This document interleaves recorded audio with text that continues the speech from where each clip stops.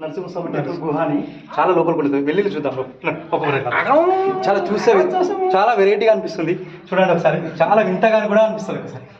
ఇది ఏంగా అయితే ఇది పరమయ్య అనే వ్యక్తి దీన్ని ఒక్కడే తోల్చిండు.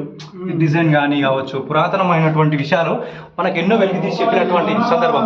చూడండి ఒకసారి, వింతగా అనిపిస్తుంది. ఒకసారి గృహందుడు కిందికి అంచెలు అంచెలు ఎంత దూరం ఉందో చూద్దాం. పదండి ముందు. నేను వాళ్ళ పోయిరాబు పట్టుకొని వెళ్ళిపోవాలి. ఇట్లా ఫ్రెండ్ మళ్ళీ అట్లా. అయితే ఇది ఇంకెంత దూరం ఉందో చూపడానికి మన ఫ్రెండ్ మనకు సాయం చేస్తున్నాడు. అదే విధంగా వీడియో సాయం తోటి మనం మొత్తం చూద్దాం. ఓకే ఓకే తిరిగి మళ్ళీ ఇక్కడ రా.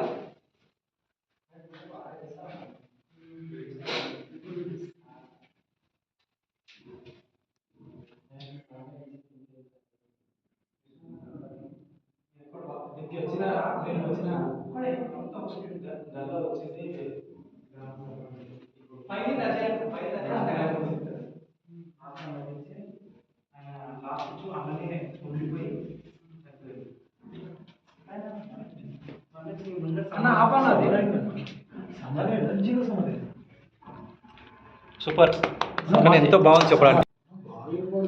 అసలు ఒక్క వ్యక్తికి ఎలాంటి సహాయం లేకుండా ఇంత మంచిగా తుంచిండు చెక్కిండు అంటే కూడా నిజంగానే చెప్పుకోదగిన విషయమే. చూడండి ఒకసారి, మేము అంతా వచ్చాం ఫ్రెండ్స్తో అందరం కలిసి చూద్దాం ఒకసారి. ఇంత బాగుంది. ఇక్కడ మన వికారాబాద్ డిస్టిక్లో వెంచాల గ్రామంలో ఇంత బాగుంది అని చెప్పి మేము ఒకసారి సందర్శిస్తే బాగుంటుందనే ఉద్దేశంతో మేము అందరం వచ్చాం. అదేవిధంగా ఒకసారి చూడండి ఫ్రెండ్స్, ఎంత బాగుంది. సార్ తులిస్తే చూడండి ఒకసారి. ఇదేంది మీరు మట్టి అనుకుంటారు, కాదు స్టోన్. ఈ స్టోన్ ఇంత గట్టి దాన్ని కూడా నేను తొలిచిండు, కష్టపడి ఇదంతా తొలిచి ఇంత బాగా రూపుగా తీసుకోవాలంటే ఎంత గ్రేట్ అని చెప్పి. అంతేకాకుండా ఇక్కడ డౌన్గా కూడా చెప్పండి ఏమైంది. రెడ్ స్టోన్, ఇది రెడ్ స్టోన్ అంట. అంటే నార్మల్ స్టోన్ కన్నా గట్టిగా ఉంటుంది అనమాట.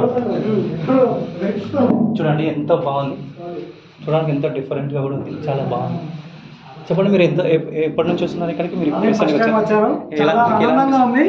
ఎలా ఉంది ఇక్కడ? సూపర్. లోపల అంతా చూసారా?